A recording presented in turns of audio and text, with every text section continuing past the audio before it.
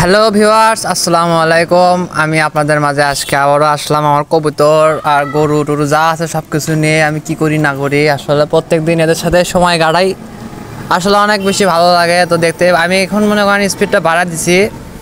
আপনাদেরকে আমি পুরো ভিডিওটা যদি দেখতে চান তাহলে আমার সাথে থাকেন। আমার কবুতরগুলো আল্লাহর রহমতে সবাই ডিম বাচ্চা শুরু করে দিছে। কিছু কিছু কবুতরের জোড়া লাগাইছি, তারাও মনে করেন যে ডিম বাচ্চা শুরু করে দেবে এবং এই কবুতরগুলো মনে করেন হাই ফ্লায়ার, এদের পেঁপে অনেক ভালো উঠবে। যাই হোক, এখন আমি গরুর কাজ করার জন্য প্রস্তুতি নিচ্ছি। সো ভিউয়ার্স, দেখতে পাচ্ছেন আমি এখন ঝাড়ু দিচ্ছি। এটা কিন্তু বিকালের কাজ চলতেছে।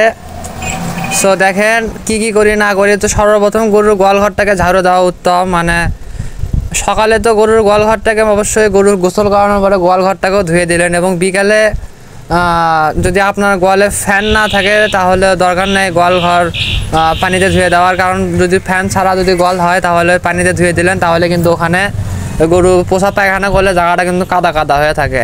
কারণ বিকালে দিয়ে কিন্তু ওইরকম বাতাস থাকে না, ওইরকম রোদও হয় না। সো ভাবে চিন্তা কাজ করবেন যেন ভুল টুল না হয়। তো আমি তো ঝাড়ু দিয়ে নিচ্ছি, ভালো করে পরিষ্কার করে নিচ্ছি। তো আমি একটা জিনিস খেয়াল করতেছি, আমার গরু পর্যাপ্ত পরিমাণের ঘাস নষ্ট করতেছে। মানে ঘাস আমি খাওয়াচ্ছি ঠিক আছে, কিন্তু সেই ঘাসগুলো মনে করেন যে কিছু কিছু ঘাস ফেলে দেয়, সেই ফেলে তার উপর আবার পটি করে।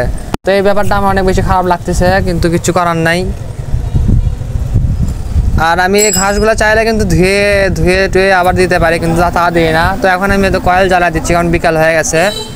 কয়েলটা জ্বালা দিচ্ছি এই কারণে, কারণ বিকাল থেকে মশার উপদ্রবটা শুরু হয়।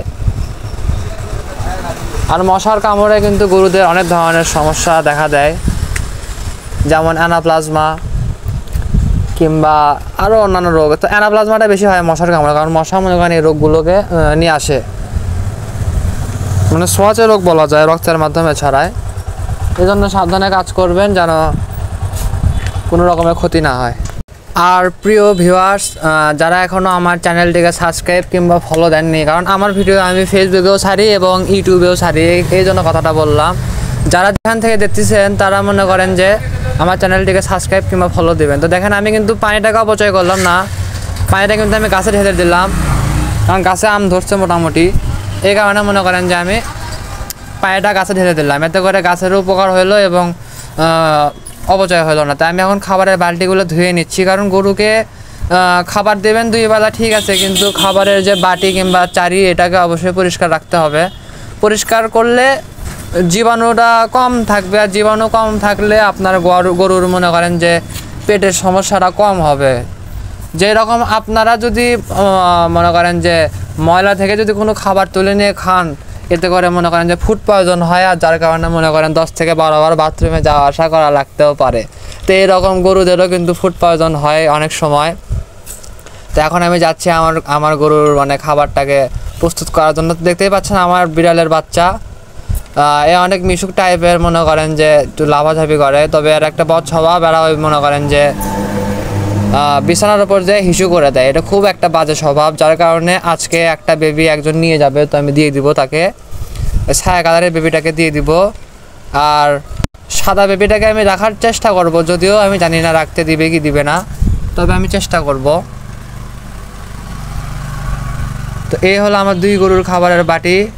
দেখেন একটা পাতিলে আছে ভাতের মার, আর একটা পাতিলে আছে হলো খোল ভেজা। তার আগে আমি আমার গরুর খাবারটিকে মিশ্রণ করে নেই, কারণ আমি গুঁড়া আর ভুসিটাই দেই। তো আমি গুঁড়া ভুসি আসছে কিনে নিয়ে যাচ্ছি অল্প কিছু টাকার, মানে আমি 2 দিন পর 100 টাকার খাবার কিনে নিয়ে আসি, কারণ আমার এখন টাকা পয়সার ক্রাইসিস চলতেছে, যেটা সত্যি কথা। মানুষের মাঝে বড়লোকি চাল চলন থেকে কোনো লাভ নেই, যেটা সত্যি সেটাই বলতেছি। তো ধুলাবালি, তো ধুলা খুব ভালোই উঠতেছে, গুঁড়ার ধুলা। তো আমার তো আমার সমস্যা, তার কারণে আমি মাথা পেছন দিয়ে ঘুরে নিছি। আর যে ছেলে ভিডিও করতেছিল সে আমার বন্ধু, সে মনে করেন খুব ভালো, মানে এগুলা ধুলাবালু খেয়ে নিছে, কিছু করার নাই। সে অনেক কষ্ট করছে, তারও একটা পেজ ছিল, যদিও সে এখন সেখানে আর ভিডিও ছাড়ে না। যখন ভিডিও ছাড়বে তখন আমি আপনাদেরকে বলবো নি, এই ব্যাপারটা জানিয়ে দেবো নি, সমস্যা নাই। তো দেখেন এটা হলো খোলটাকে ফায়ার করে ঘাটে নিয়ে ওখানে আমি এই গরুকে, এটা হলো আমার বড় গরুর বাটি আর কি, এখানে একটু বেশি পরিমাণে দিলাম, এখানে একটু কম করে দিলাম। গেল খোলের চ্যাপ্টারটা গেল, এখন দিব ভাতের মার। ভাতের মারের সাথে একটা কলা চোষা দিয়ে দিয়েছি, কারণ কলা চোষা তো ওরা অপচয় করার জিনিস না, এটাকে দিয়ে দিলাম। কলা না হয় আমি খাইলাম, চোষাটা না হয় গরুই খাক, সমস্যা নাই। তো ভাতের মারটা একেও দিয়ে দিলাম, ওকেও দিয়ে দিলাম। আমি কিন্তু সচরাচর গরুকে তেমন একটা ভাত খাওয়াই না, মানে ভাত খাওয়ানো আমি কমাই দিছি। যদি কখনো বাসায় ভাত নষ্ট হয় সেই ক্ষেত্রে আমি দেওয়ার চেষ্টা করি, তবে নষ্ট হয় না। আর হইলেও হয় না বলে চলে, যতটুকু ভাত থাকে সেটা মনে করেন যে বাসায় কুকুর আছে, বিড়াল আছে, তারপরে কবুতর আছে, এদের দিয়েই মনে করেন শেষ হয়ে যায়। আর আমি কবুতরগুলো কত ভিআইপি স্টাইলে পারি না ভাই, চাউল খাওয়াই নাহলে ভাত খাওয়াই, তারপরে আল্লাহর রহমতে ভালো ডিম বাচ্চা করে।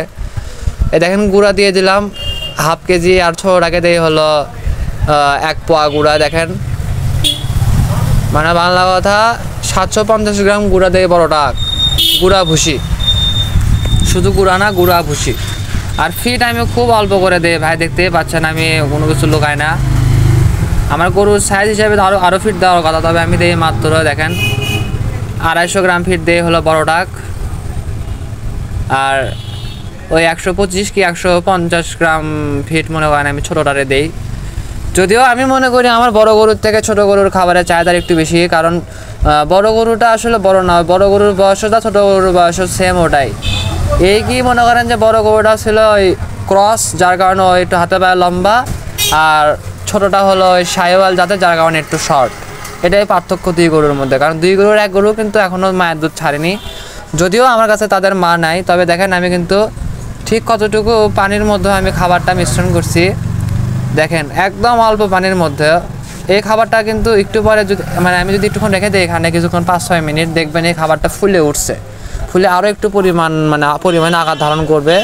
এটাই হলো কথা, মানে ফিটের একটা গুণ। আপনি যদি তাই আমি মনে করেন ফিটটা দিই। আর ফিটের মধ্যে অনেক ধরনের প্রোটিন থাকে ভাই, ফাজলামি না। অনেকে বলে যে ফিট খাওয়ালে গরু মারা যায়, আসলে ফিট খাওয়ালে গরু মরে না। হ্যাঁ মরে, যদি আপনি মুরগির ফিট খাওয়ান।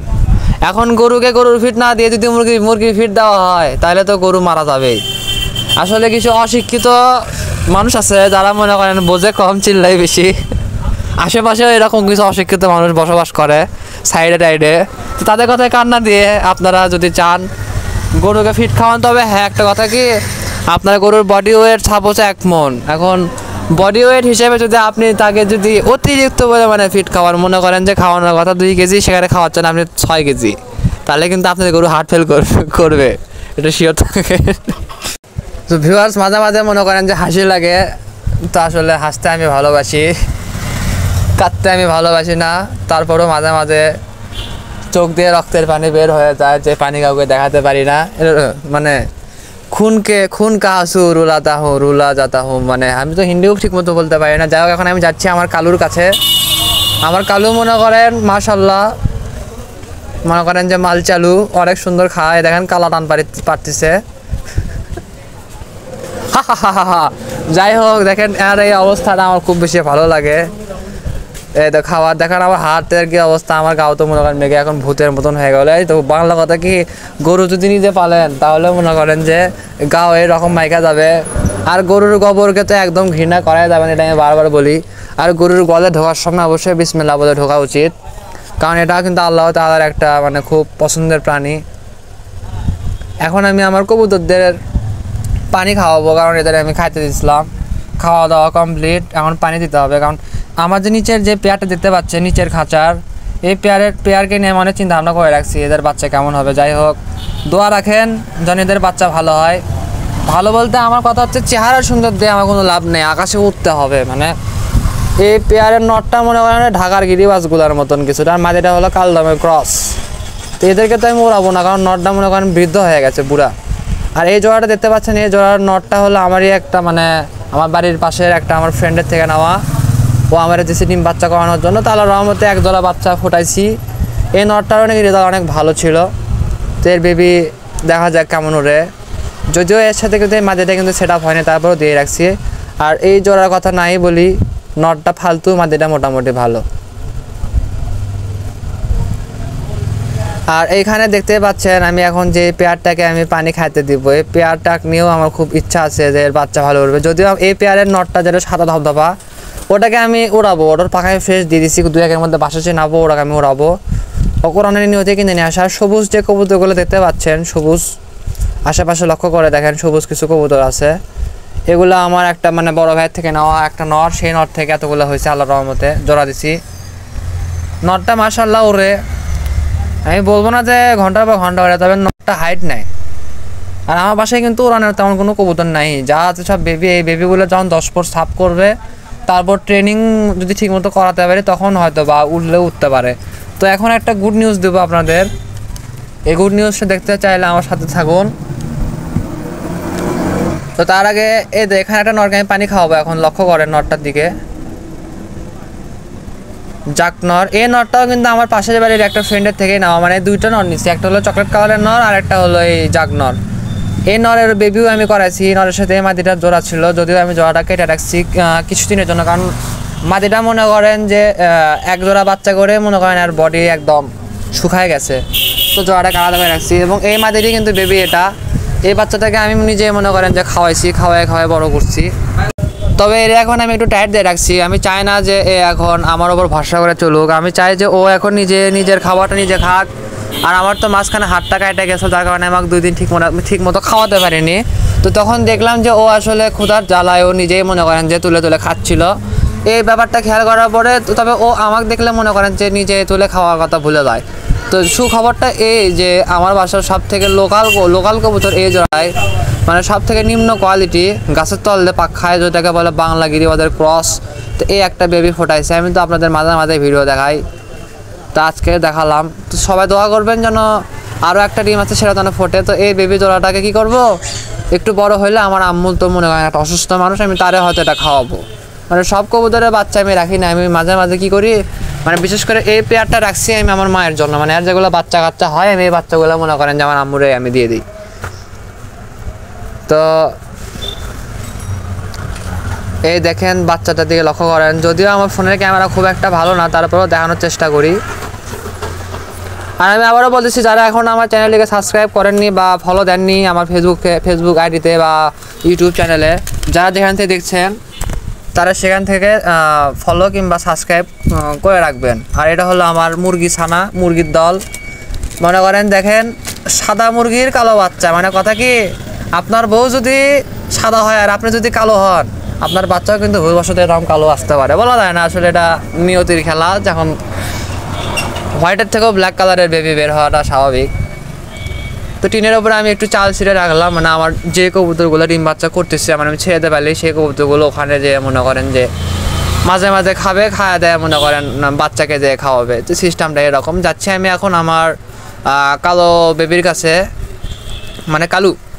তো কালুর খাওয়া মোটামুটি শেষের দিকেই আমি যেটা লক্ষ্য করে দেখলাম, আর কিছুক্ষণের মধ্যে আর খাওয়া শেষ হবে। তো আমি কিন্তু গরুকে খড় খাওয়াচ্ছি না, আমি যেটা বলছি, আমি গরুকে পর্যাপ্ত পরিমাণের ঘাস খাওয়াই। এখন দিনে 60 টাকার ঘাস খাওয়াই, এই 2 গরুর পিছনে আমার 60 টাকা ঘাসের পিছনে খরচ হয়, এবং দানাদারের পিছনে খরচ হয় প্রায় 70 থেকে 80 টাকার মতন। টোটালি মনে করেন আমার 120-130 টাকার মতন খরচ হয়ে যায়। এই সব মিলে মাসে আমার দেখা যায় যে আমার মনে করেন যে বলতে গেলে ভালো টাকায় খরচ হয়, 3-3.5 বা 4,000 টাকার মতন আমার খরচ যায়।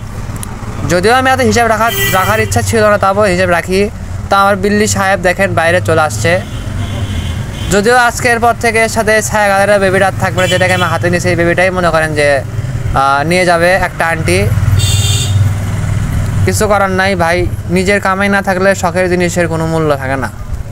তো এখন আমার কামাই নাই, যার কারণে আমি আমার শখের জিনিসগুলোকে আমি আমার বাসায় রাখতে পারি না, দিয়ে দেওয়া লাগে। আমার যদি টাকা থাকতো বেশি, তাহলে আমি এগুলো মনে করেন বাসায় রাখতাম, কোনো ঝামেলা ছিল না। তো আমার এটা হলো আমার ওই সাহেওয়াল ক্রস বেবি। তো এই সাহেব হয়েছে কি, ক্যামেরাম্যানকে দেখে একটু ভয় খায়। ক্যামেরাম্যান আমার বন্ধু, নাম উল্লেখ না করলাম, নাম বললে হয়তো তার মানে হবু বউ হয়তো মন খারাপ করতে পারে, যে আমার বয়ফ্রেন্ডের নাম বললো, যদি আর অন্য কোনো মেয়ে যদি নামের ওপর ক্রাশ খাওয়া যায়, মানে নামটা একটু ক্রাশ ভাব, মানে অনেক মেয়ে সে নামের ওপরই পাগল হয়ে যায়। যাই হোক, দেখেন গরুটা মাশাআল্লাহ অনেক সুন্দর, যদিও অনেক খাটো, তো বয়সও খুব একটা বেশি না।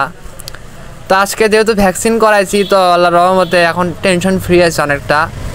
700 টাকা মনে করেন ডাক্তার স্যাপ দিয়ে গনে নিয়ে গেছে, তাহলে বোঝেন। যাই হোক ভিউয়ার্স, এই ছিল আজকের আমার ভিডিও, আর আমি ভিডিওটা এখন শেষ করতে যাব। তো চাইলে সবাই আপনারা এরকম গরু পালতে পারেন, আপনাদের নিজস্ব ইচ্ছা। ছোটো গরুতেও কিন্তু লাভ হয়, এটা আমি আবারও বললাম। কি আর বলবো, বলার কোনো কিছু নাই। গরুটা দেখলে আমার মন শান্তি হয়ে যায়। সো ভিউয়ার্স, কেমন লাগলো আমার গরু তারপরে কবুতর সবাই কমেন্টে জানাবেন, এবং পারলে আমার চ্যানেলটিকে সবাই সাবস্ক্রাইব করবেন এবং পাশে থাকা বেল আইকনটিতে অবশ্যই ক্লিক করবেন। টাটা, বাই বাই, আল্লাহ হাফেজ।